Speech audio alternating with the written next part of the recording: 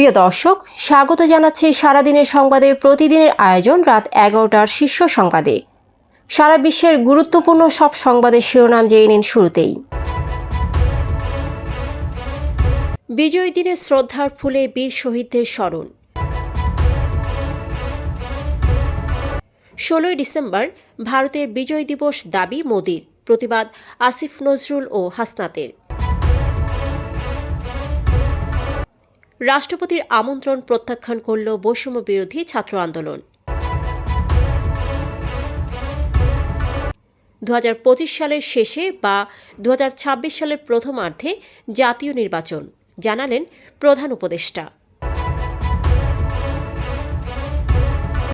পররাষ্ট্রনীতি পরিবর্তনের প্রয়োজনীয়তার কথা বলেছেন ভারতের পররাষ্ট্রমন্ত্রী। 24 সালের গণ অভ্যুত্থানে স্বাধীনতা পূর্ণতা পেয়েছে বললেন উপদেষ্টা নাহিদ। মুক্তিযুদ্ধে পরাজিত শক্তি পরাজয়ের প্রতিশোধ নিতে 24 দিয়ে 71কে মুছে ফেলতে চাইছে, জাসদের বিবৃতি। বরিশালে জাতীয় নাগরিক কমিটির সভায় হামলা ভাঙচুর। মস্কোতে $25 কোটি পাচার করে বাশার আল আসাদ, আত্মীয়দের নামে রয়েছে সম্পত্তি। চট্টগ্রাম শহরের সড়কে 3 বছরে 554 প্রাণ ঝরল। প্রিয় দর্শক, এবারে জেনে নিন বিস্তারিত। ফ্যাশন ব্র্যান্ড মানে আর্ট। আজ 16ই ডিসেম্বর, মহান বিজয় দিবস। দিবসটি উপলক্ষে ফুলেল শ্রদ্ধা ও ভালোবাসায় স্মরণ করা হয়েছে জাতির শ্রেষ্ঠ সন্তানদের। দেশের জন্য আত্মদানকারী বীর শহীদদের প্রতি শ্রদ্ধা জানাতে সাভারের জাতীয় স্মৃতিসৌধে মানুষের ঢল নামে। সোমবার সকাল 6:30টার দিকে জাতীয় স্মৃতিসৌধে ফুল দিয়ে মুক্তিযুদ্ধের শহীদদের প্রতি শ্রদ্ধা জানান রাষ্ট্রপতি মোহাম্মদ শাহাবুদ্দিন। সকাল 7:12 জাতীয় স্মৃতিসৌধে শ্রদ্ধা নিবেদন করেন প্রধান উপদেষ্টা ডক্টর মোহাম্মদ ইউনূস। এ সময় তার সঙ্গে পূর্ব তিমুরের প্রেসিডেন্ট জোসে রামোস হোর্তাও ছিলেন। এরপর জাতীয় স্মৃতিসৌধে সর্বস্তরের মানুষ শ্রদ্ধা জানান।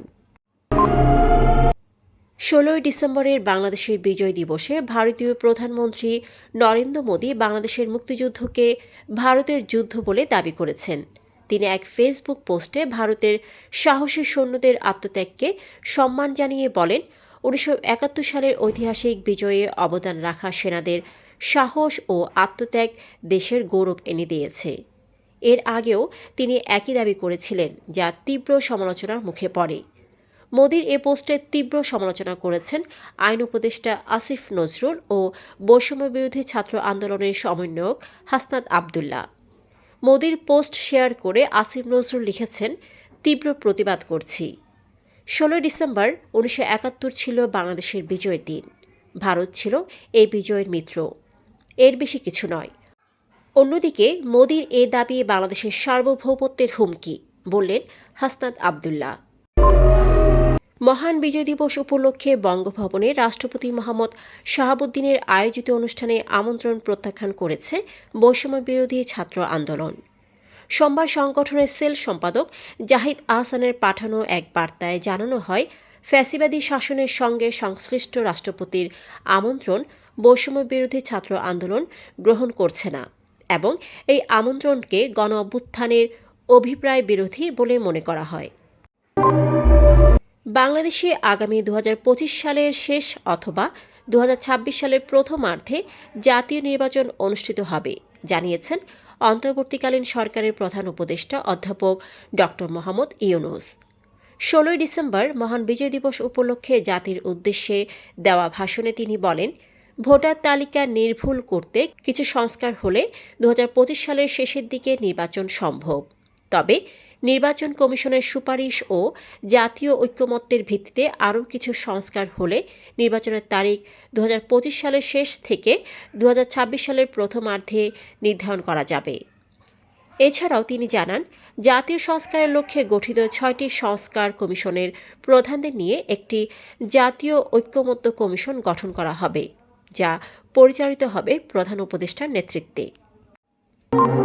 ভারতের পররাষ্ট্রমন্ত্রী এস জয়শঙ্কর বলেছেন, বিশ্বের পরিবর্তিত পরিস্থিতিতে ভারতের পররাষ্ট্রনীতিতে বদল আনা জরুরি। তিনি দাবি করেন, বর্তমান বিশ্ব দ্বিমেরু বা এককেন্দ্রিক নয়, তাই নতুন দৃষ্টিকোণ থেকে পররাষ্ট্রনীতিতে পরিবর্তন আনা প্রয়োজন। নয়াদিল্লিতে ইন্ডিয়ানস ওয়ার্ল্ড সাময়িকীর উদ্বোধনী অনুষ্ঠানে তিনি বলেন, পুরনো অনেক সমস্যা এখনও অমীমাংসিত, তবে আমরা নতুন দৃষ্টিকোণ থেকে পররাষ্ট্রনীতিতে এগিয়ে গেছি। তথ্য ও সম্প্রচার মন্ত্রণালয়ের উপদেষ্টা মোহাম্মদ নাহিদ ইসলাম বলেছেন, 1971 সালের মহান মুক্তিযুদ্ধে বিজয় আসলেও 2024 সালের গণ অভ্যুত্থানের মধ্য দিয়ে বাংলাদেশের স্বাধীনতা পূর্ণতা পেয়েছে। সোমবার সকালে সাভারের জাতীয় স্মৃতিসৌধে মহান মুক্তিযুদ্ধের বীর শহীদদের প্রতি শ্রদ্ধা জানানোর শেষে উপদেষ্টা নাহিদ ইসলাম গণমাধ্যম কর্মীদের সঙ্গে আলাপকালে এ মন্তব্য করেন। জাতীয় সমাজতান্ত্রিক দল জাসদ বলেছে, মুক্তিযুদ্ধে পরাজিত শক্তি পরাজয়ের প্রতিশোধ নিতে 24 দিয়ে 71কে মুছে ফেলতে চাইছে। মুক্তিযুদ্ধে পরাজিত শক্তি বাংলাদেশের জন্মশত্রুরা তাদের পরাজয়ের প্রতিশোধের রাজনীতি শুরু করেছে। তারা মুক্তিযুদ্ধের বাংলাদেশকে মুছে ফেলে পূর্ব পাকিস্তান পুনরুদ্ধারের চেষ্টা করছে।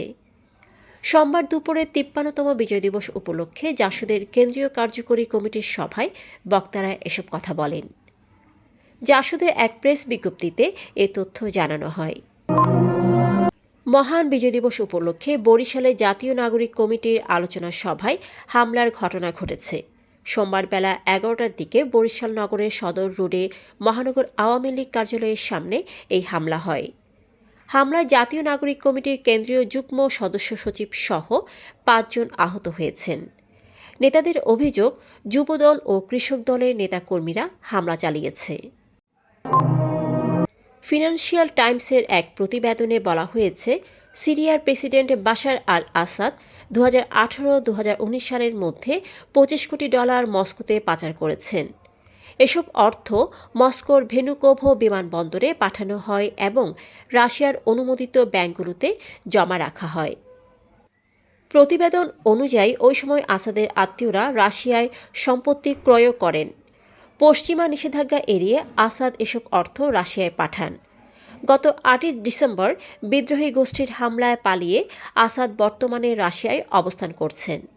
সিরিয়ায় 13 বছরের গৃহযুদ্ধে প্রায় 5 লাখ মানুষ নিহত এবং অর্ধেক জনগণ বাস্তুচ্যুত হয়েছে। আসাদকে সিরিয়া থেকে সম্পত্তি লুট এবং অপরাধমূলক কর্মকাণ্ডের জন্য বিরোধী দলগুলো সমালোচনা করেছে। চট্টগ্রাম নগরের বিভিন্ন সড়কে 2021 থেকে 2023 পর্যন্ত 362টি দুর্ঘটনায় প্রাণ হারিয়েছেন 554 জন। সড়কে মৃত্যুর এই মিছিল বন্ধ করতে যানবাহনের গতিসীমা নিয়ন্ত্রণের বিকল্প নেই। এর জন্য জরুরি ভিত্তিতে বিআরটিএর জারি করা যানবাহনের গতিসীমার নির্দেশিকা 2024 বাস্তবায়ন দরকার।